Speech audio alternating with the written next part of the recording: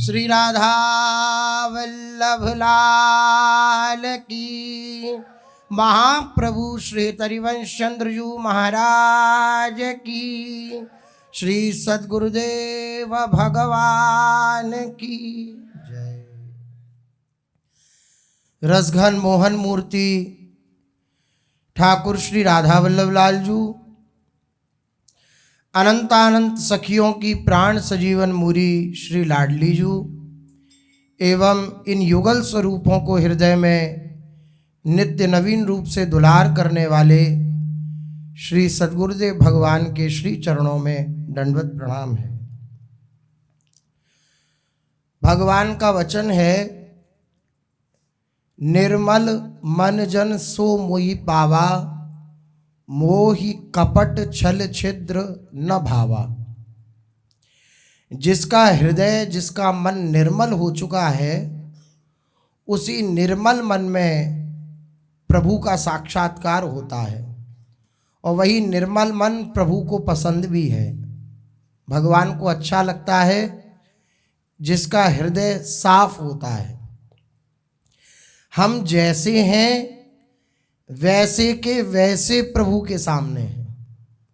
इसका अर्थ यह हुआ, मोहि कपट छल छिद्र न भावा, अर्थात हम हैं कुछ और दिखावें कुछ और भगवान को, तो ये उचित नहीं है। जैसे हैं हम वैसे के वैसे प्रभु के सामने हैं, प्रभु के सामने प्रदर्शित हैं, प्रभु के सामने अपनी स्थिति वैसी की वैसी प्रदर्शित है। इसका अर्थ यह हुआ कि हमारा जो हृदय है ये निर्मल है। जहां कपट, दंभ, छल, इन सब का प्रादुर्भाव हृदय में हो जाता है, ये सब आ जाते हैं हृदय में, वहां निर्मल हृदय नहीं रहता, वहां मलिन हृदय हो जाता है। जैसे हैं हम, अच्छे हैं, बुरे हैं, भले हैं, खूब बढ़िया हैं, खूब बुरे हैं, जैसी भी स्थिति है वैसे के वैसे हम प्रभु के सामने हैं, गुरु के सामने हैं, इष्ट के सामने हैं। इसका अर्थ यह है कि हृदय निर्मल है, और जिसका हृदय निर्मल है भगवान उससे बहुत प्यार करते हैं। किसका हृदय कितना शुद्ध हुआ है, कितना निर्मल हुआ है, ये कैसे पता लगे, कैसे जाने हम कि हमारा हृदय शुद्ध है या अशुद्ध है? तो महापुरुषों ने सीधी सी बात कही है, सीधी सी बात वर्णन करी है। महापुरुषों का कथन है, अगर आपको जानना है कि हमारा जो हृदय है वे शुद्ध है या अशुद्ध है, तो ये जांच कर लें। क्या जांच कर लें? जिसका हृदय अदोषदर्शी है उसका हृदय पवित्र है। अदोषदर्शी अर्थात किसी के जीवन में, किसी के अंदर उसको दोष दिखाई नहीं देते। जिसकी दृष्टि, जिसका हृदय अदोषदर्शी है, कहीं दोष नहीं दिखाई देते, उसका हृदय उतना ही पवित्र है। भगवान नाम के जप के प्रभाव से, वाणी गायन के प्रभाव से, उपासना पद्धति के प्रभाव से हृदय का परिवर्तन होता है, हृदय शुद्ध होता है। हमारा हृदय शुद्ध हो रहा है या नहीं हो रहा, उसकी सीधी सी पहचान है कि हम कितने अदोषदर्शी बने। हमें अभी सबके अंदर दोष दिखलाई देते हैं या प्रभु दिखलाई देते हैं? ये बात अपनी दिनचर्या में हम झांकें, अपनी दिनचर्या में अवलोकन करें कि कितने समय हम दोष देखते हैं और कितने समय हम प्रभु देखते हैं। जो अधिक से अधिक अदोषदर्शी होगा, और वो तभी हो सकता है जब प्रभु का दर्शन करेगा, क्योंकि मनुष्य में, जीव मात्र में, विश्व का जो ये संचालन प्रभु कर रहे हैं और ये बनाया है, ये गुण दोष में बनाया है प्रभु ने। तो यह दोनों ही दिखेंगे। जब कभी भी साधक इन गुण दोष की स्थिति से ऊपर उठता है, उसके पीछे भगवत भाव ही होता है, अन्य कोई और उपाय नहीं है। आप किसी में अमुक व्यक्ति की ही भावना करके कब तक दोषों का सम्मार्जन करते हुए अपनी भावना को परिवर्तन करेंगे? कितनी देर? 1 घंटा, 2 घंटा, 3 घंटा, 1 दिन, 10 दिन, 15 दिन, 16वें दिन तो आ ही जाएगा कि भाई ये बहुत ही अशास्त्रीय बात है और अशास्त्रीय कार्य करता है और ऐसा ऐसा। और ये जब तक वैष्णवों में, जब तक जीव मात्र में भगवत दर्शन नहीं होने लगेगा तब तक अदोष दृष्टि नहीं होगी, दोष दिखेगा ही दिखेगा। इसलिए महापुरुषों ने कहा कि सबके अंदर प्रभु को देखो और ऐसों के अंदर भी प्रभु को देख लो जो बिल्कुल ही शास्त्र विरुद्ध आचरण करने वाले हैं, लेकिन तुम साधक हो, तुम उनके अंदर भी भगवान का दर्शन करो।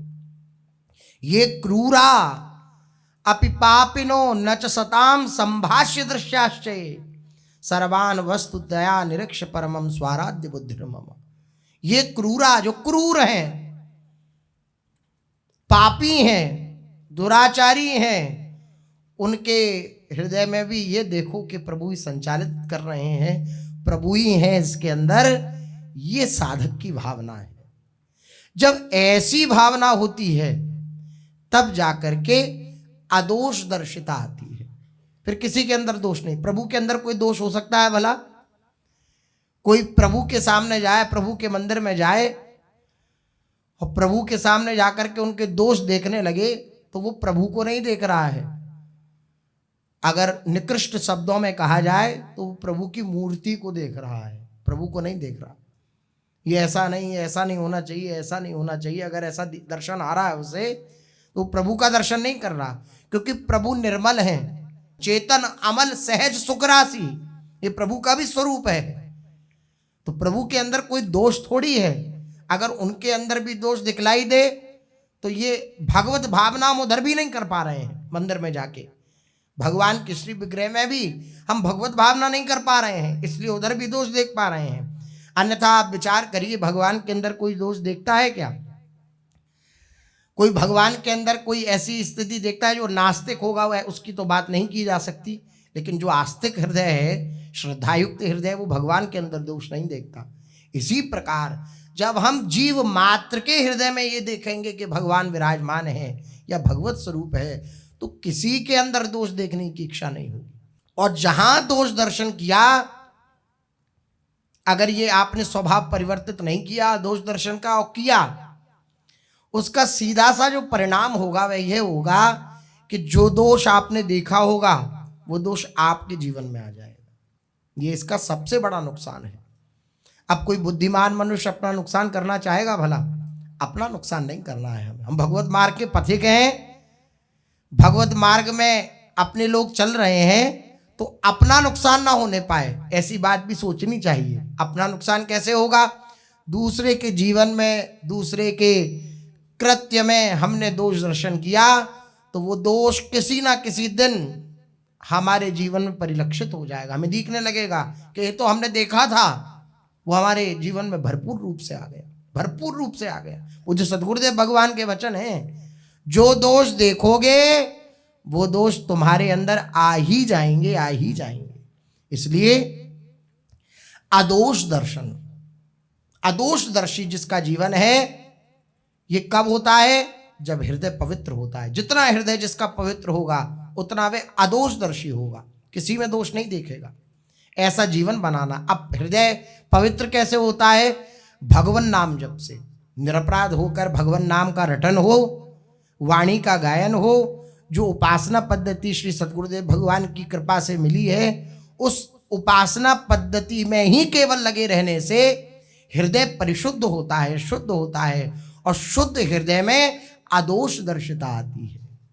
दूरदर्शन फिर किसी के प्रति रह नहीं जाता, क्योंकि वो देखता है कि मौसम कौन कुटिल कलकामी, मेरे से अधिक इस संसार में कोई पापी नहीं होगा, मेरे से अधिक इन संसार में कोई दुराचारी नहीं होगा, मेरे से अधिक इस संसार में कोई पाप करने वाला नहीं होगा। उसके जीवन में दैन्यता के भाव के कारण ये बात आ जाती है। जब स्वयं को ही वह नीच समझता है, जब स्वयं को ही वह निकृष्ट समझता है, तो फिर किसी के प्रति उसका भाव निकृष्ट कैसे हो सकता है? वो सबसे नीचा अपने को मान रहा है, अपने से नीचा किसी को मानता ही नहीं, तो किसके जीवन में वह दोष दर्शन करेगा? ये भावना जब प्रकट होती है तो भगवत भजन का आनंद प्रकट होता है। एक भगवत भजन करना और एक भजन का आनंद प्रकट होना, दोनों में अंतर है। भजन कर रहे हैं लेकिन भजन का आनंद प्राप्त नहीं हो रहा, तो ये सब त्रुटियां हैं कि अगर हम दूसरों के प्रति दोष दर्शन कर रहे हैं तो फिर भजन का आनंद हमें प्राप्त नहीं होगा। जैसे मुझ जैसे को प्रभु ने स्वीकार किया है, ऐसे उसको भी प्रभु ने स्वीकार किया है। जैसे मैं चाहता हूं कि सब मुझे प्रणाम करें क्योंकि मैं श्री जी का शरणागत हूं, ऐसे ही मुझे भी सबको प्रणाम करना चाहिए क्योंकि वह भी श्री जी का शरणागत है। देखिए हमारे मन की विचलता, देखिए हमारे मन का प्रमाद, देखिए श्री जी की सेवा में जो सेवा युक्त पात्र हैं उनसे अगर गलती से हमारे चरणों से लग जाए या झूठे हाथों से लग जाए, उससे हाथ हमारा पैर लग जाए या हाथ लग जाए या हमारे हाथ से वे गिर जाएं, तो तुरंत हम ये भावना करते हैं कि अरे अरे बहुत बड़ा अपराध बन गया। पात्र श्री जी की सेवा में आते हैं, ये इनको बहुत बड़ा अपराध बन गया। हम बार बार उसको छूते हैं, प्रक्षालन करते हैं, क्षमा मांगते हैं श्री जी से। लेकिन जो प्रकट विग्रह है, ये भक्तजन है, शरणागत जन है श्री जी के, इनके प्रति ये भाव नहीं आ पाता। श्री जी की सेवा में उपयोग होने वाले पात्रों में जो भाव होता है, तो क्या श्री जी की सेवा में उपयोग होने वाले पात्र ये रसिक जन नहीं है? क्या संत जन नहीं है? क्या उपासक जन नहीं है? हमारा उनके प्रति वैसा भाव क्यों नहीं हो पाता? ये हमारा प्रमाद अवस्था है। प्रत्येक जीव जो भी भगवत शरणागत हो गया है, श्री जी के शरणागत हो गया है, वे जीव अब जीव नहीं रहा, वे श्री जी का सेवा का पात्र हो चुका है। अब जैसे हम श्री जी की सेवा की सौंज का सत्कार करते हैं, आदर करते हैं, ऐसी प्रत्येक श्री जी के निज जन का आदर सत्कार हमें करना चाहिए। ये भावना हृदय में लानी चाहिए, तभी बात बनती है। हम उन्हीं में दोष दर्शन करने लग जाएं तो सच मानिए दोष मुक्त कोई नहीं हो सकता सिवाय भगवान के। वही निर्दोष हैं बस, और सबके अंदर कोई ना कोई दोष है ही। अगर हम भगवत दर्शन नहीं करेंगे, दोषों का ही दर्शन करते रहेंगे, तो हमारी हानि हो जाएगी। ऐसा भी कई बार होता है, ऐसे भी जनों के दर्शन हो जाते हैं कि जो अशास्त्रीय कार्य करते हैं। जैसे वर्णन कर रहे हैं महापुरुष जन, किसी वैष्णव में यदि किसी प्रकार का अशास्त्रीय आचरण दिखाई पड़े तो उसकी भी निंदा नहीं की जा सकती। केवल यही नहीं, उसके साथ भी संपूर्ण साधु की मर्यादा का प्रदर्शन करना होगा। ये शास्त्र सम्मत बात, महापुरुषों के द्वारा प्रकट बात है। प्रश्न हुआ जैसे कि शास्त्रों में वैष्णव के जिन आचरणों का उल्लेख किया गया है, यदि किसी वैष्णव में उन सब शास्त्रीय आचरणों की बजाय उनके विपरीत निंदनीय आचरण परिलक्षित होते हों, तो उनका उल्लेख करने पर वैष्णव अपराध होगा। जैसे उनका अगर वर्णन करें, एक दूसरे से हम कह दें कि अमुक के अंदर तो ये अशास्त्रीय बात है, वो ऐसे करता है, वो ऐसे करता है, हम अगर ऐसा वर्णन कर दें तो वैष्णव अपराध के अंतर्गत आएगा? बोले हाँ आएगा, बिल्कुल आएगा। किसी वैष्णव में, वैष्णव अर्थात श्री जी के जो शरणागत हो गया है, श्री भगवान के जो शरणागत हो गया है, ऐसे किसी वैष्णव में यदि किसी प्रकार का अशास्त्रीय आचरण दिखाई पड़े तो उसकी भी निंदा नहीं की जानी चाहिए, उसकी भी निंदा नहीं करनी चाहिए। अब अपने लोग भगवत मार्ग के पथिक हैं, भगवत मार्ग के जो दिव्य सूत्र हैं उन्हीं के हिसाब से अपना जीवन बनाएंगे तो इस मार्ग का जो लाभ है वह हम ले पाएंगे, अन्यथा नहीं ले पाएंगे। अपनी बुद्धि और अपने मन के अनुसार चलेंगे तो इस मार्ग का लाभ नहीं ले पाएंगे। शास्त्र वचन के द्वारा इस मार्ग पर चलेंगे तो इस मार्ग का लाभ ले पाएंगे। क्या शास्त्र कह रहे हैं, क्या गुरुजन कह रहे हैं? कह रहे हैं किसी की भी निंदा नहीं करनी चाहिए। अगर अशास्त्रीय दिख भी जाए कि अशास्त्रीय कुछ कृत्य है तो हम दूरी बना लेते हैं, लेकिन निंदा नहीं करते। दूरी बना लेते हैं, हमारी भावना नहीं बन पा रही, हमारी श्रद्धा नहीं बन पा रही, तो हम दूरी बना लेते हैं, लेकिन निंदा नहीं करते हैं। केवल यही नहीं, उसके साथ भी संपूर्ण साधु की मर्यादा का प्रदर्शन करना होगा। जैसे एक साधु के साथ हम साधु का सत्कार करते हैं, ऐसे उस वैष्णव का सत्कार हमें करना पड़ेगा। यद्यपि उसके जीवन में हमें अशास्त्रीय कुछ दिखाई पड़े तब भी ये शास्त्र आज्ञा है, क्योंकि प्रकट में अभी दिखाई दे रहा है कि वे गिरा, लेकिन हम ये नहीं देख पा रहे हैं कि वो कहाँ गिरा। वो श्री जी की गोद में गिरा हुआ है, वो भगवान की गोद में गिरा हुआ है। बालक अगर गिर जाए तो उसे गिरना नहीं माना जाता, उसे ये माना जाता है कि चलने का प्रयास कर रहा है इसलिए गिरा, ये माना जाता है। अगर साधक चल रहा है और किसी कारणवश अगर गिर पड़ता है, माया की फिसलन इतनी है कि कोई भी फिसल सकता है। पारा शुर सुर इंद्र कल्प कामिनी मन बंध्या, इतने बड़े बड़ों की बात हो गई, तब तो एक साधक की बात तो क्या ही रही। इतने बड़े बड़े जब फिसल जाते हैं तो एक जो अभी अभी चला है साधक, वह फिसल जाए तो उसमें कौन सी बड़ी बात है। ये भावना रहनी चाहिए हृदय में। ये भावना नहीं रहेगी तो फिर दोष दर्शन होगा, दोष दर्शन होगा तो अपना पतन होगा। हरि भक्ता पराये च हरि भक्ति परायणा दुर्वृत्ता व सुवृत्ता वा तेभ्यो नित्यम नमो नमः। बृहन नारदीय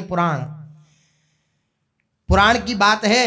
कह रहे हैं महापुरुषन, हरि भक्ति से युक्त, हरि नाम परायण जो भगवान नाम का जप करता है, यदि कोई उपासक चाहे दुर्वृत्ति युक्त हो अथवा सद्वृत्तिशाली हो, फिर भी मैं उनको नित्य नमस्कार करता हूं। उसको नित्य नमस्कार करना चाहिए। हमें दिख रहा है कि उसकी दुर्वृत्ति है, लेकिन फिर भी हम उसे नमस्कार करेंगे, क्योंकि उसने श्री जी को स्वीकार किया है और श्री जी ने उसे स्वीकार किया है। इसलिए दुर्वृत्तावा सुवृत्तावा तेभ्यो नित्यम नमो नमः। वे दुर्वृत्ति से युक्त हो या सद्वृत्ति से युक्त हो, मैं उसे प्रणाम ही करूंगा। और बड़ी सुंदर बात कह रहे हैं नृसिंह पुराण की, भगवती चहरा वनन्य चेता भ्रशमलिनोपि विराजते मनुष्य नहीं शश कलुष छवि कदाचित तिमिर पराभवतामुपैति चंद्र। बड़ी विलक्षण बात है और बहुत ध्यान से सुनने योग्य बात है। भगवान श्री कृष्ण में जिसकी अनन्य भक्ति हो चुकी है, अनन्य भक्ति अर्थात मेरा श्री कृष्ण के सिवा, मेरा भगवान के सिवा दूसरा कोई नहीं है, ऐसे अनन्य भक्ति से युक्त जो उपासक है, जो केवल और केवल श्री जी को अपना मानता है, प्रभु को अपना मानता है, ऐसी जिसकी अनन्य भक्ति जिसके हृदय में प्रकट हो चुकी है, यदि बाहरी तौर पर कोई दुराचार का कार्य दिखाई दे भी जाए, तब भी वे अंतर्गत भक्ति ज्योति से हमेशा शोभा पाता रहता है। ये बड़ी विलक्षण बात है, बड़ी विलक्षण बात है। श्री ध्रुवदास जी महाराज ने भी कहा कि आपको दिखाई दे रहा है कि वे विषयों में आसक्त है, लेकिन श्री जी का अनन्य है, तो करोड़ों करोड़ों जितेंद्रिय भी उस अनन्य, भले ही दिखाई दे रहा है कि विषय से युक्त साधक है, उसकी बराबरी नहीं कर सकते। जितेंद्रिय करोड़ों करोड़ों जितेंद्रिय भी उसकी समानता नहीं कर सकते। यद्यपि कोटि जितेंद्रिय तेसम गने न कोई, करोड़ों करोड़ों जितेंद्रिय भी उसकी समानता नहीं कर सकते। यद्यपि भक्त अनन्य जो विषय इंद्रियन बस होए, विषय और इंद्रियों के बस में है, लेकिन अनन्य है श्री जी का, तो करोड़ों करोड़ों जितेंद्रिय उस श्री जी के अनन्य उपासक की समानता नहीं कर सकते हैं। यही बात कह रहे हैं। अनन्य भक्ति श्री कृष्ण के चरणों में प्रकट हो चुकी है हृदय में कि मेरा श्री जी के सिवा कोई नहीं, मेरा ठाकुर जी के सिवा कोई नहीं। यदि बाहरी तौर पर, बाहरी उसके आचरणों में कोई दुराचार का कार्य दिखाई भी दे, तब भी वह अंतर्गत भक्ति ज्योति से हमेशा शोभा पाता रहता है। जैसे चंद्रमा कलंकित होकर भी अंधकार के सामने पराजित नहीं होता। यद्यपि चंद्रमा है और कलंकित है, कलंक लगा हुआ है, लेकिन फिर भी अंधकार के सामने पराजित नहीं होता।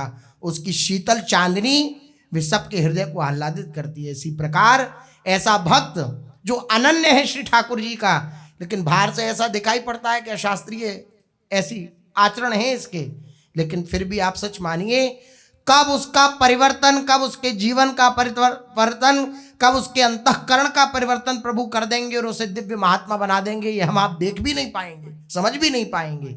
इसलिए अपने जीवन का ये लक्ष्य बना लेना चाहिए कि हम किसी के प्रति दोष दर्शन नहीं करेंगे, केवल और केवल भगवत भजन करेंगे, इसके सिवा दूसरा कोई कार्य नहीं करेंगे, इसके सिवा दूसरा कुछ ऐसा नहीं करेंगे जो हमारे प्रभु के हृदय में क्षोभ पहुंचाने वाला हो।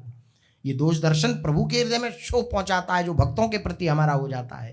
प्रभु दुखित हो जाते हैं जो भक्तों के प्रति दोष दर्शन करता है। इसलिए हमारा हृदय पवित्र हो रहा है, हमारा हृदय मलिन नहीं रह गया। इसकी जांच कैसे हो?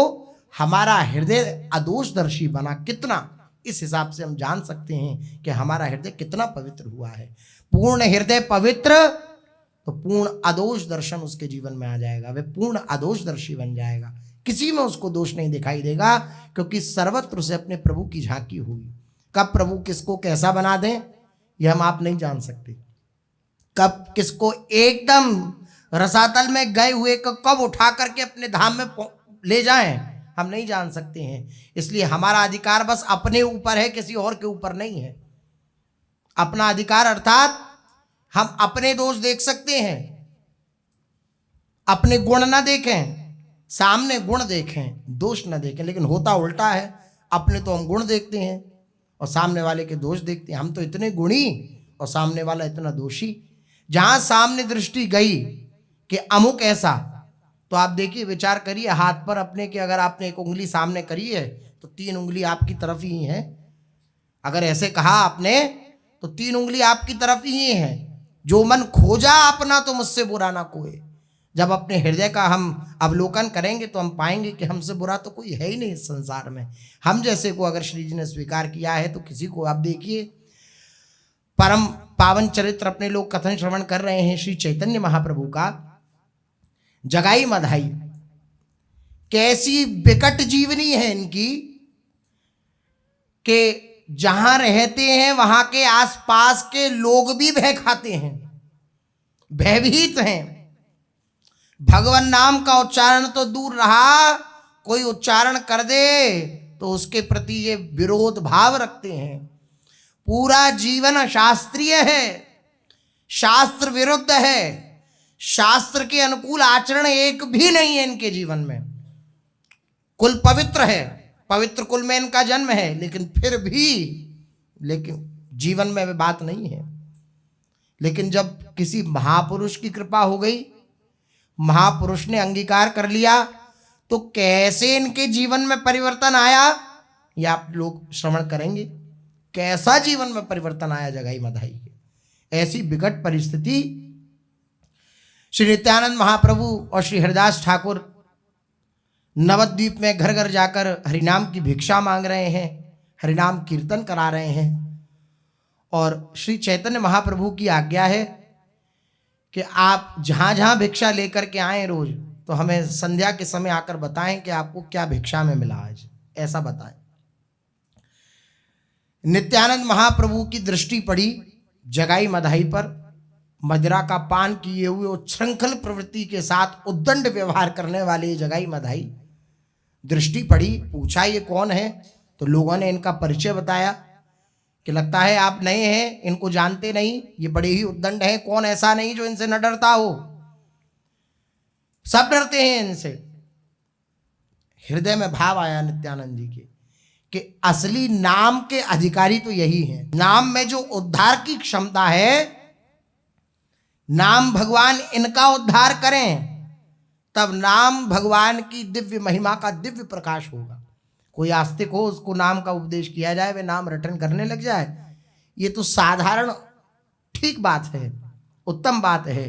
लेकिन अति उत्तम बात है जो भगवान को ही नहीं मानता, भगवान की किसी स्वरूप को नहीं मानता, भगवान नाम में जिसकी निष्ठा नहीं है, उसके हृदय में भी बलात् भगवान नाम की निष्ठा प्रकट कर देना, ये नाम की सबसे उत्तम महिमा है, अति उत्तम महिमा है। हरिदास जी से श्री नित्यानंद महाप्रभु ने कहा कि अब हम इन्हें नाम का उपदेश करेंगे। तो हरिदास जी बोले कि महाराज क्यों सोए हुए सिंहों को जगाते हो। अब आपको उपदेश करने की श्री महाप्रभु जी ने अगर आज्ञा करी है तो चलते फिरते जो सामने पड़ जाए उसको उपदेश करो। एक व्यक्ति को इंगित करके उसी के निकट जाकर के और उसको उपदेश करना ही उचित नहीं है। नित्यानंद महाप्रभु बोले नहीं नहीं, सर्वोपरि औषधि का उपयोग सबसे प्रथम उसी के लिए होना चाहिए जो इमरजेंसी में आवे, ये इमरजेंसी वाले, इनको तुरंत उपचार की आवश्यकता है, औषधि की आवश्यकता है, इसलिए इनका जरूर उपचार हम करेंगे। गए पास में, भिक्षाम देहि, भिक्षा दीजिए। क्या भिक्षा चाहिए? हरि हरि बोलो, हरि हरि बोलो। और इन्होंने जो देखा कि सामने एक तो भेष साधु का, तो ये तो साधु वेश से वैसे ही चढ़ते थे, तो एकदम लपक कर और नित्यानंद जी को पकड़ने के लिए ये अपने आसन से उठे, दोनों जनी जगह मधाई। इतना देखा तो नित्यानंद जी भागे, श्री हरिदास ठाकुर भी भागे पीछे। स्थूल शरीर हरिदास जी का, भागते भागते हाँप गए, और पीछे से इन लोगों ने अपने जो परिकर के लोग थे उनको भेजा कि इन्हें पकड़ के लाओ। उन्होंने सोचा कि ये लोग तो बस खा पी के ऐसे ही कहते रहते हैं, साधुओं को क्या पकड़ना है, इनसे क्या प्रयोजन है। उन्होंने छोड़ दिया अर्थात पीछा करना छोड़ दिया। तालाब पर गए, नित्यानंद महाप्रभु हरिदास ठाकुर बोले हमने आपसे मना किया था। हरिदास जी बोले फिर भी आप माने नहीं, आपने अपने हृदय की करी ही ली। नित्यानंद जी बोले हमने आपकी ही आज्ञा पालन किया है, आपसे अनुमति ली थी पहले, तभी हमने ये कृत्य किया। चलिए अब महाप्रभु जी के निकट आए। श्री कृष्ण कथा श्री महाप्रभु जी कह रहे थे। जैसे ही देखा दोनों को तो एकदम आह्लादित होकर और श्री महाप्रभु जी बोले लो भाई आ गई, ये जुगल जोड़ी आ गई, प्रचारक मंडल के मुखिया आ गए हैं, सब स्वागत करो इनका।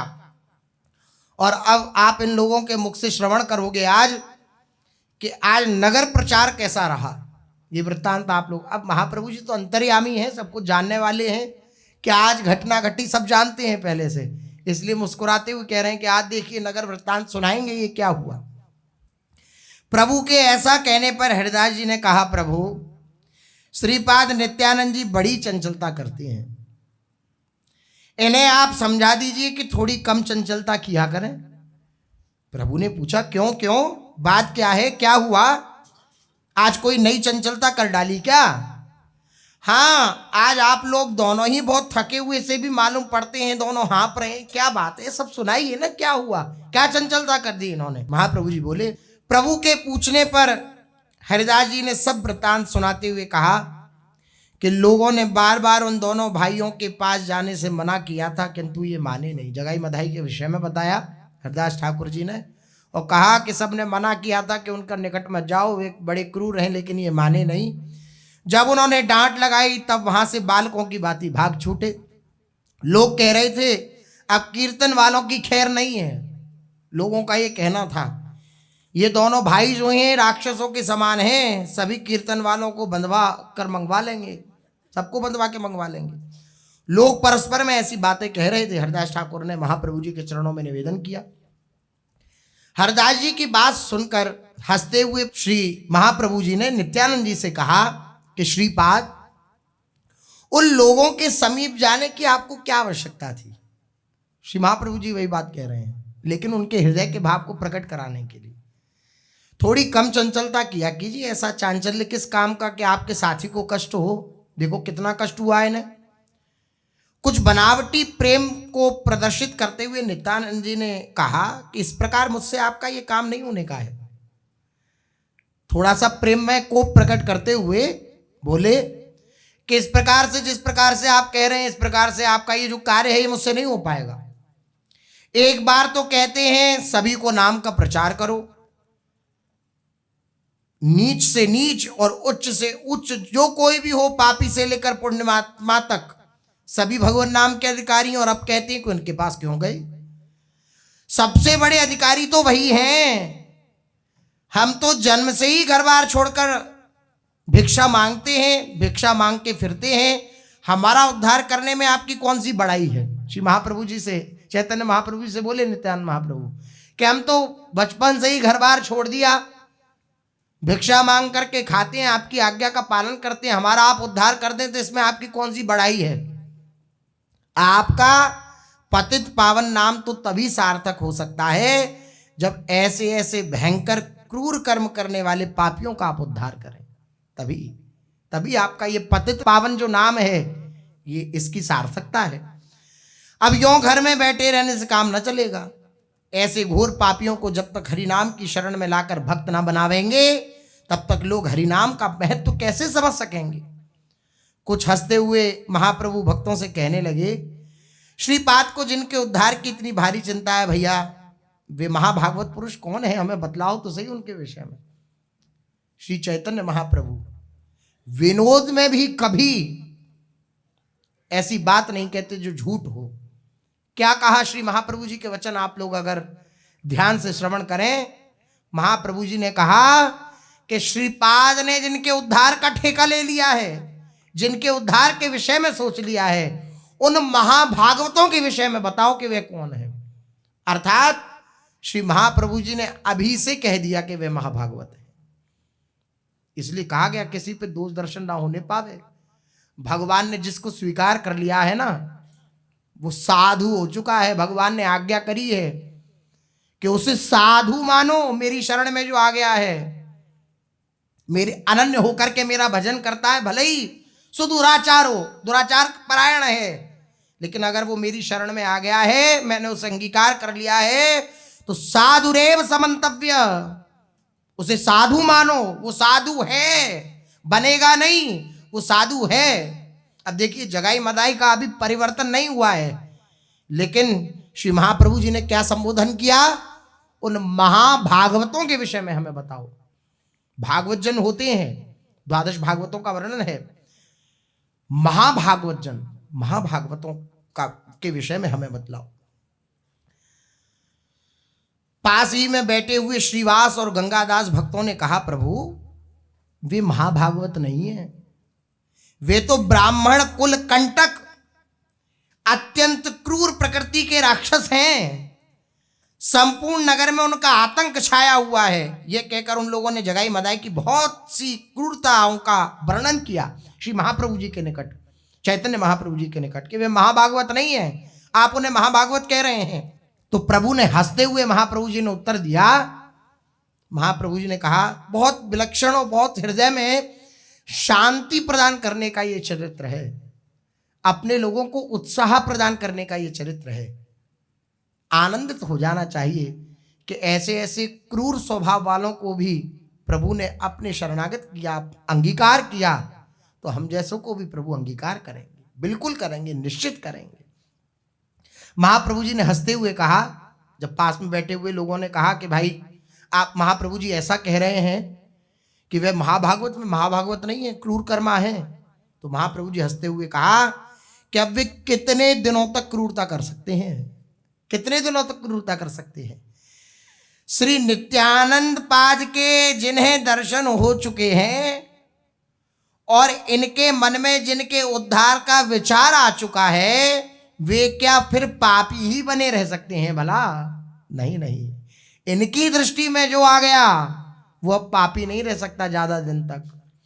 श्री सद्गुरुदेव भगवान उदाहरण देते हैं कि जैसे किसी लता को काट दिया जाए, किसी वृक्ष को काट दिया जाए जड़ से, तो गिर जाए पूरा वृक्ष, तो बहुत दिनों तक हरा भरा दिखता है वो, लेकिन सूख जाएगा वो। क्यों सूख जाएगा? क्योंकि जड़ से उसका संबंध खत्म हो गया। जो जड़ थी उससे वे कट चुका है। अब वो दिख रहा है हरा भरा, लेकिन अब ज्यादा दिन तक वो हरा भरा रह नहीं पाएगा, क्योंकि जड़ से संबंध खत्म हो गया।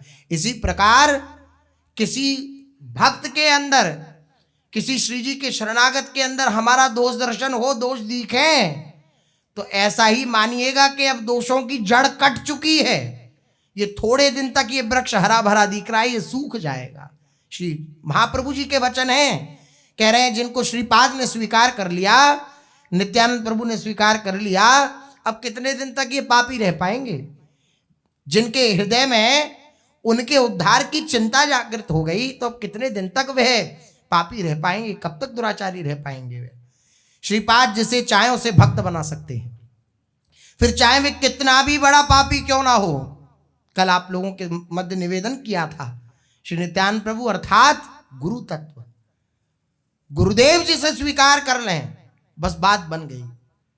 गुरुदेव जी से स्वीकार कर लें, वो कितने दिन तक पापी रहेगा, कितने दिन तक दुराचारी रहेगा? नहीं, वो अब ज्यादा दिन तक अपने कलुषों से युक्त नहीं रह सकता। गुरुदेव का प्रभाव, गुरुदेव का संकल्प, गुरुदेव की महिमा एक अनन्य भक्त उसे बना देगी। बस समर्पण की आवश्यकता है, समर्पण की आवश्यकता है।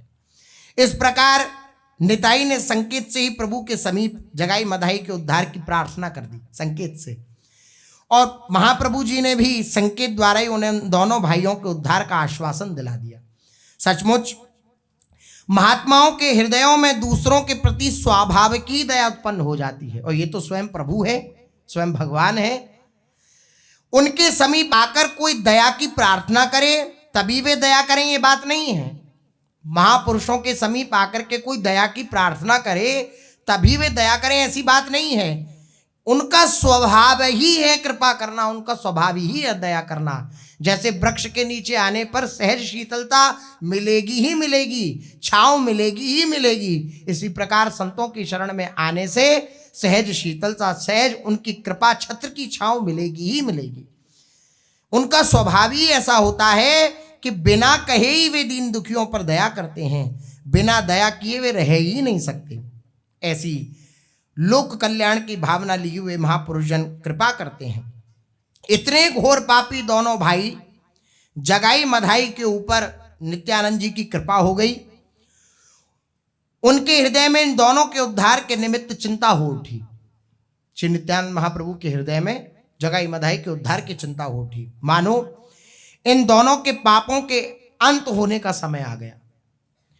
जिस दिन इन दोनों को अवधूत नित्यानंद और महात्मा हरिदास जी के दर्शन हुए, उसी दिन इनके शुभ दिनों का प्रारंभ हो गया। जिस दिन श्री हरिदास ठाकुर और श्री नित्यानंद प्रभु के दर्शन हुए, उसी दिन से इनका मंगल प्रारंभ हो गया। संयोगवश अब उन्होंने उसी मोहल्ले में अपना डेरा डाला जहां महाप्रभु जी का घर था, जहां महाप्रभु जी निवास करते थे। क्योंकि पूर्व में अपने लोगों ने श्रवण किया था कि वो 15-20 दिन अलग अलग मोहल्लों में जाकर के रहा करते, अलग अलग जगह जाकर। तो अब उसी स्थान के समीप आकर के रहने लगे वे जहां पर श्री महाप्रभु जी विराजमान थे, उसी स्थान पर। अब क्या हुआ, मोहल्ले के सभी लोग डर गए, जितने लोग वहां निवास करने वाले थे। एक दूसरे से कहने लगे कि अब तो इन कीर्तन करने वालों पे आपत्ति आ गई।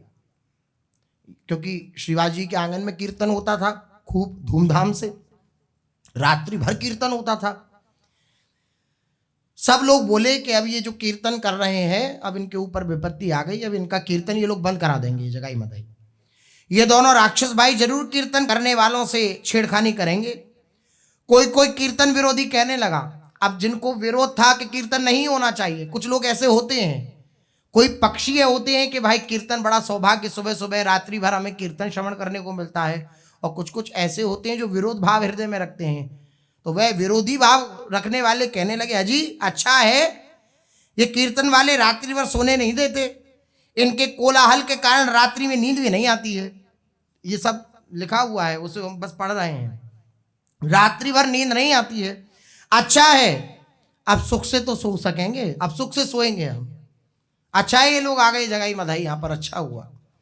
कोई कोई अपने अनुमान से कहते बहुत संभव है अभी कीर्तन करने वाले जितने भी हैं स्वयं ही कीर्तन बंद कर दें, शायद कीर्तन बंद कर देंगे, और ना बंद करेंगे तो अपने किए का आनंद लेंगे, या अपने आप बंद करा देंगे जगाई मधाई। इस प्रकार लोग भांति भांति के तर्क वितर्क करने लगे। महाप्रभु जी का घर जो था वह गंगा जी के समीप ही था। जिस घाट पर प्रभु स्नान करने जाते, उसी के रास्ते में इन दोनों क्रूर कर्मा भाइयों का डेरा पड़ा हुआ था, वहीं ये रहते थे। इनके डर के कारण गंगा स्नान के निमित्त अकेला तो कोई जाता ही नहीं था। 10-20 आदमी साथ मिलकर घाट पर स्नान करने के लिए जाते। रात्रि में तो कोई अपने घर से बाहर निकलता ही नहीं था, कारण कि ये दोनों भाई नशे में उन्मत्त होकर इधर उधर घूमते थे रात्रि भर, जिसे भी पाते उसी पर प्रहार कर देते थे। इसलिए संध्या होते ही जैसे पक्षी अपने अपने घोंसलों में घुस जाते हैं, फिर प्रातःकाल ही निकलते हैं उसमें से, उसी प्रकार जितने भी मोहल्ले के लोग थे वो सब अपने अपने संध्या होते ही घर में घुस जाते, और जब सूर्योदय होता तब बाहर निकलते। क्योंकि इनकी क्रूरता और नृशंसता से सभी लोग परिचित थे। संध्या को नियमित रूप से भक्त संकीर्तन करते, और कभी कभी तो रात्रि भर संकीर्तन होता रहता। इन दोनों के डेरा डालने पर भी संकीर्तन ज्यों का त्यों ही होता रहा। रात्रि में सभी भक्त एकत्रित हुए और उसी प्रकार लय एवं ध्वनि के साथ खोल, मृदंग, करताल और मजीरा आदि वाद्यों सहित भगवान के सुमधुर नामों का संकीर्तन होने लगा। संकीर्तन की त्रितापहारी, अनंत अघ संहारी सुमधुर ध्वनि, संकीर्तन की जो ध्वनि होती है उसकी महिमा वर्णन कर रहे हैं। दो दिव्य शब्दों का उपयोग किया, बोले त्रितापहारी। दैहिक, दैविक, भौतिक जो ताप होते हैं, इन तीनों तापों को नष्ट करने वाली है संकीर्तन की ध्वनि। ये वृंदावन की महिमा है। चलत फिरत सुनियत जहां श्री राधा वल्लभ लाल, ऐसे वृंदावन विपिन में बसत रहो सब काल। वृंदावन में भजन करना नहीं पड़ता, स्वतः भजन होता है। आप नाम का जप ना भी करें तो दूसरे का सुनाई देगा। वृंदावन में कहीं ना कहीं कीर्तन हो रहा है, भागवत कथा हो रही है, कहीं ना तो श्रवण में पड़ती रहेगी। इसलिए धुरदास जी बोले चलत फिरत सुनियत जहां, चलते फिरते भी जहां भजन होता है, क्योंकि कानों में राधा लाल का नाम पड़ता है। तो ये जो नाम पड़ रहा है हमारे कर्ण में, कानों में, इसका प्रताप क्या होगा? बोले ये सुमधुर ध्वनि, ये नाम की दिव्य गूंज त्रिताप को मिटाने वाली है, त्रितापहारी है और अघ संहारी है। अघ कहते हैं पापों को, पापों का नाश कर देने वाली है ये दिव्य नाम संकीर्तन की ध्वनि। इसलिए अगर नाम संकीर्तन हमारे कानों में पड़ रहा है, अर्थात हमारे पापों का नाश हो रहा है। अब ये अघ संहारी, त्रितापहारी संकीर्तन की सुमधुर ध्वनि इन दोनों भाइयों के कानों में भी पड़ी भगवान की कृपा से। ये दोनों मदिरा के मद में तो चूर थे ही, उस कर्ण प्रिय ध्वनि के श्रवण मात्र से और अधिक उन्मत्त हो गए। गर्मियों के दिन थे, बाहर अपने पलंगों पर ये लोग पड़े हुए थे, जगाई मधाई, कीर्तन के जगत पावनकारी रसामृत का पान करने लगे। कभी तो ये बेसुध होकर हुंकार मारने लगते, कभी पड़े पड़े आहा आहा इस प्रकार कहने लगते, नशे में तो हैं। कभी कीर्तन के लय के साथ उठकर नृत्य करने लगते, यद्यपि नशे में हैं, लेकिन देखिए प्रभाव, संकीर्तन का प्रभाव। इसलिए कई बार ऐसा भी प्रश्न होता है कि हम अपने घर में रहते हैं लेकिन हम ही भजन करने वाले हैं और सब तो लोग व्यभिचारी हैं या अन्य अशास्त्रीय कृत्यों को करने वाले, हम उनका परिवर्तन कैसे करें? ऐसा प्रश्न कई बार होता है। तो ये परिवर्तन की श्रेणी है। आप खूब भजन में लगेंगे तो आपको भजन में देखकर जो सामने वाला है, जो अशास्त्रीय कृत्य करता है, उसके भी हृदय का परिवर्तन हो जाएगा। हम खूब नाम कीर्तन करें, खूब भगवान नाम का गायन करें, खूब भागवत चर्चा करें, खूब भागवत जी, भक्तमाल आदि ग्रंथों को खूब जोर जोर से अपने घरों में पढ़ें, तो भले ही वे न पढ़ते हो लेकिन कानों में पहुंचेगा तो उनके हृदय का भी परिवर्तन हो जाएगा। ये प्रभाव है। जगाई मधाई जैसे क्रूर कर्मा, भगवान नाम की ध्वनि जब इनके कानों में पहुंची तो नृत्य करने लगे।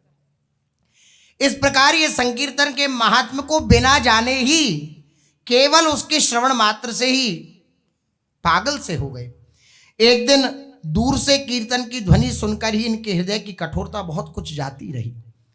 भला जिस हृदय में कर्णों के द्वारा भगवान नाम प्रवेश कर चुका है, जिस हृदय में कर्णों के द्वारा भगवान नाम प्रवेश कर चुका है, वहां पर कठोरता रही कैसे जा सकती है? संकीर्तन श्रवण करते करते ही ये दोनों भाई सो गए। प्रातःकाल जब जगे तो इन्होंने भक्तों को घाट की ओर गंगा स्नान के निमित्त जाते हुए देखा। महाप्रभु भी उधर से ही जा रहे थे। इन्होंने ये सब तो पहले ही सुन रखा था कि प्रभु ही संकीर्तन के जीवन दाता हैं, महाप्रभु जी की कृपा से ही सबको संकीर्तन प्राप्त हो रहा है, जानते थे। अतः महाप्रभु को देखते ही इन्होंने कुछ गर्वित स्वर में प्रसन्नता के साथ कहा, निमाई पंडित, रात्रि में तो बड़ा सुंदर गाना गा रहे थे। अब क्योंकि वो नशे में थे, अब रात्रि में तो उन्हें तो ऐसा लग रहा था कि कुछ, लेकिन नाम का अपना प्रभाव होता है। जैसे अग्नि का अपना प्रभाव है, आप उसे खूब श्रद्धा युक्त होकर के छुओ तो वो जलाएगी, और खूब दुखी होकर के खूब एकदम निकृष्ट भाव रखकर भी उसे छुओ तो वो जलाएगी। उसका प्रभाव वस्तु प्रभाव है। ऐसी नाम का प्रभाव है। आप श्रद्धा युक्त होकर उसका श्रवण करो तो वे आपको पवित्र करेगा, और आप अश्रद्धा युक्त होकर भी उसका श्रवण करो तो वो आपको पवित्र करेगा। ये नाम का प्रभाव है, ये वस्तु प्रभाव है। लेकिन अब हृदय परिवर्तित हो रहा है, कठोरता जा रही है, लेकिन बाहर से अब कैसे इतनी जल्दी अहंकार का शमन हो? तो बाहर से बोले, वाह भाई वाह, निमाई पंडित, बड़ा रात्रि में सुंदर गान बजान हो रहा था, बहुत सुंदर गाना गा रहे थे। एक दिन अपने सभी साथियों के साथ हमारे यहाँ भी गान करो, हमारे यहाँ भी गाओ जो तुम गाते हो। तुम जो जो सामग्री बताओगे वे सब हम मंगा देंगे। जैसे किसी के यहाँ पूजा पाठ नहीं कराना हो कि भले तुम्हारे यहाँ बहुत अच्छा वही सत्यनारायण कथा हुई थी, हमारे यहाँ भी कर देना, ऐसी भावना नहीं होती। बोले जो जो पंडित जी सामग्री बताओगे वो हम ला देंगे। ऐसी ऐसी बोले जगाई मधाई, भाई बहुत सुंदर गान बजान करते हो तो आप सामग्री बता दो क्या क्या चाहिए, हम वो मंगवा देंगे, आप हमारे यहाँ भी करो। एक दिन जरूर हमारे यहाँ मंगल होना चाहिए, हमें तुम्हारे गीत बहुत भले मालूम पड़ते हैं। जगाई मधाई बोले भगवान नाम संकीर्तन का कैसा विलक्षण प्रभाव है। केवल अनिच्छा पूर्वक, इच्छा पूर्वक नहीं, अनिच्छा पूर्वक श्रवण करने का यह फल है कि जो दोनों भाई किसी से सीधे बातें ही करना नहीं जानते थे, वे ही महाप्रभु से अपने यहाँ गायन करने की प्रार्थना करने लगे। महाप्रभु ने इनकी बातों को का कुछ उत्तर नहीं दिया और उपेक्षा करके आगे को बढ़ गए मुस्कुराते हुए। तीसरे प्रहर सभी भक्त प्रभु के घर एकत्रित हुए। सभी ने प्रभु से प्रार्थना करी महाप्रभु जी से, महाप्रभु जी इन दोनों भाइयों का अवश्य ही उद्धार होना चाहिए। अब यही इनके उद्धार के निमित्त सुअवसर है, बिल्कुल निकट में ही विराज रहे हैं ये भी। तभी लोगों को संकीर्तन का महत्व जान पड़ेगा एवं आपका पतित पावन और दीन बंधु नाम सार्थक हो जाएगा। महाप्रभु जी ने मुस्कुराते हुए कहा, भक्त वृंदों, जिनके उद्धार के निमित्त आप सब लोग इतने चिंतित हैं, जिनकी मंगल कामना के लिए आप सभी के हृदयों में इतनी अधिक इच्छा है, उनका तो उद्धार अब हुआ ही समझो आप लोग। अब उनके उद्धार में क्या देरी है? भक्तों के बीच में रहने का यही लाभ है, भक्तों के बीच में रहने का यही लाभ है। देखिए, भक्तों की दृष्टि भगवान में होती है, भक्तों की जो दृष्टि होती है वे भगवान में लगी होती है, और भगवान की जो दृष्टि होती है वे भक्तों में लगी होती है।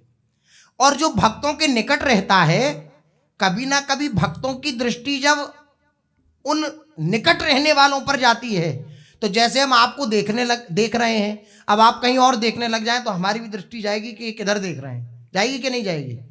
ऐसे ही जब भगवान के दिव्य महापुरुष जन, उनके निज जन जब किसी भक्त की, उस उपासक की तरफ देख लेते हैं, तो भगवान की भी दृष्टि उसकी तरफ हो जाती है कि देखो इसने, इस महापुरुष ने इसके प्रति अपनी दृष्टि करी है, कृपा दृष्टि, तो भगवान की भी कृपा दृष्टि उस उपासक की तरफ हो जाती है। भक्तों के बीच में रहने का यही लाभ है। अब इतने सारे भक्त देख रहे हैं हमें, तो भगवान आप लोगों की तरफ देख रहे हैं, तो भगवान हमारी तरफ भी देखेंगे कि देखो ये सब लोग किसकी तरफ देख रहे हैं, तो हमारा भी काम बन जाएगा। प्रभु ने मुस्कुराते हुए कहा कि अब उद्धार आप निश्चित समझो, इतने सारे भक्त उनके मंगल की कामना कर रहे हैं तो बिल्कुल उनका उद्धार होगा। जिन्हें श्री नित्यानंद महाप्रभु का, श्रीपाद का दर्शन का सौभाग्य प्राप्त हो चुका है, वे पापी रह ही कैसे सकते हैं। श्रीपाद के दर्शन व्यर्थ कभी नहीं जाते, ये उनका कल्याण अवश्य करेंगे। प्रभु के ऐसे आश्वासन वाक्य सुनकर भक्त अपने अपने स्थानों को चल दिए। एक दिन रात्रि के समय नित्यानंद महाप्रभु के घर की ओर आ रहे थे। नित्यानंद जी महाराज महाप्रभु जी के घर की ओर आ रहे थे। नित्यानंद महाप्रभु ने जानबूझकर केवल उन दोनों भाइयों के उद्धार के निमित्त ही रात्रि में उधर से आने की बात सोची थी कि हम उधर से आया करेंगे। ये धीरे धीरे भगवान नाम का उच्चारण करते हुए इनके डेरे के सामने से होकर ही निकले। उस समय ये दोनों मदिरा के नशे में चूर हुए बैठे थे। नित्यानंद जी को रात्रि में उधर से जाते देखकर लाल आंखें किए हुए मदिरा की बेहोशी में मधाई ने पूछा, कौन जा रहा है?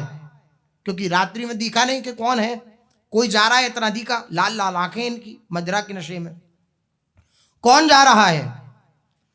नित्यानंद जी भला क्यों उत्तर देने वाले थे, वे चुप ही रहे। इस पर उसने डांट करके बोला, मधाई ने, अरे कौन जा रहा है, बोलता क्यों नहीं? इस पर नित्यानंद जी निर्भीक स्वर में बोले, डर तो रहता नहीं संतों को किसी बात का, निर्भीक भाव से बोले, क्यों, हम हैं, क्या कहते हो बताओ। मधाई ने कहा, हम हैं, हम कौन होता है, तुम कौन हो ये बतलाओ, अपना नाम बताओ, इस रात्रि में यहां कहां जा रहे हो ये बतलाओ। नित्यानंद जी ने सरलता के साथ कुछ विनोद के लहजे में कहा, प्रभु महाप्रभु श्री चैतन्य महाप्रभु जी के घर में दिव्य संकीर्तन हो रहा है, हम वहां जा रहे हैं। हमारा नाम अवधूत है, अवधूत नाम है हमारा। अब अवधूत नाम सुन करके मधाई चढ़ गया कि अवधूत भी कोई नाम होता है भला। उसने कहा अवधूत, अवधूत बड़ा विचित्र नाम है तुम्हारा अवधूत।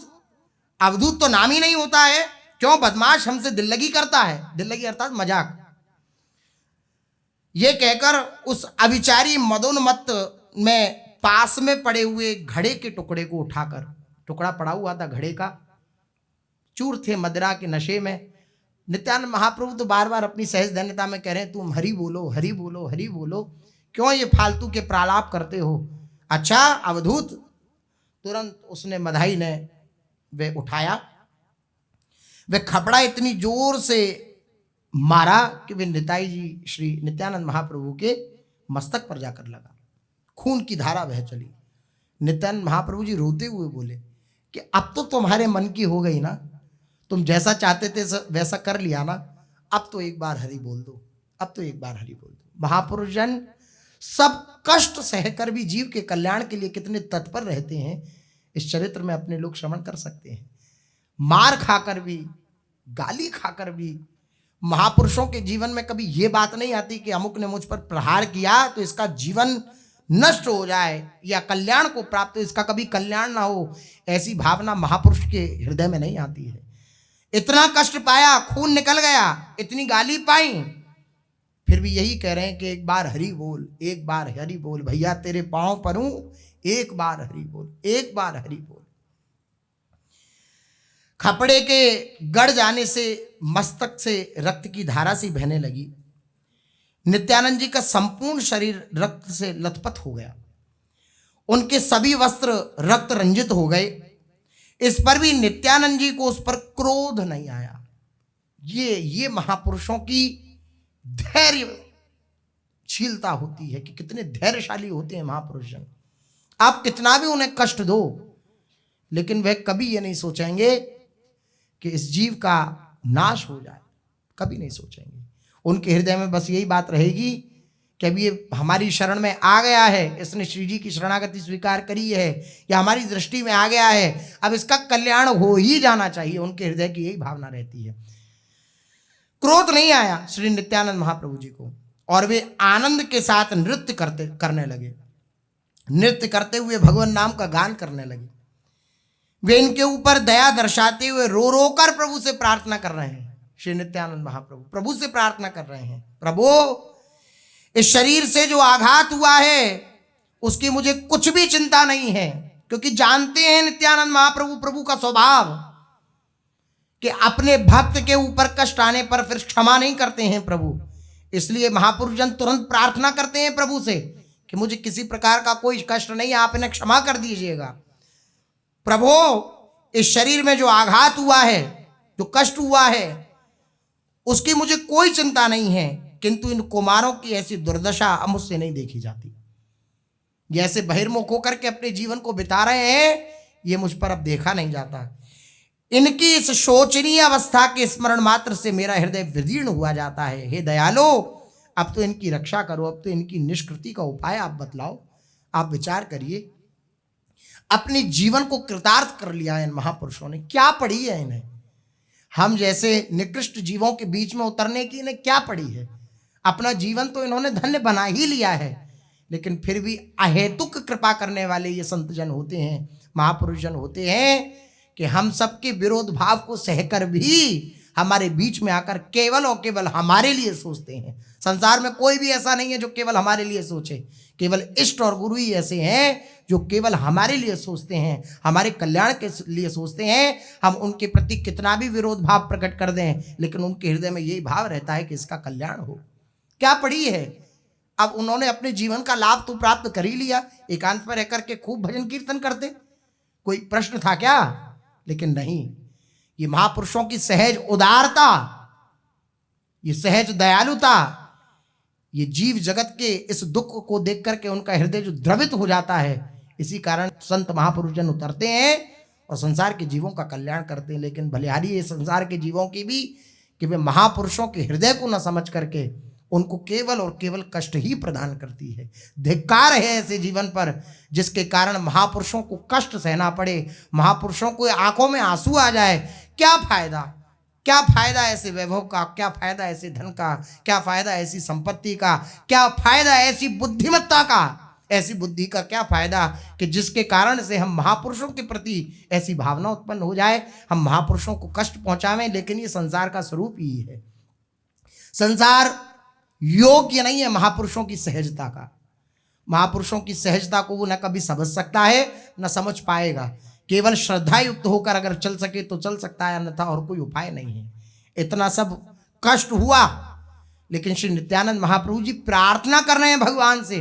देखिए, विचार करिए, तुरंत जैसे ही माथे पर मारा गया नित्यानंद महाप्रभु तुरंत प्रार्थना करी है। क्यों प्रार्थना करी है? क्योंकि स्वभाव जानते हैं भगवान का।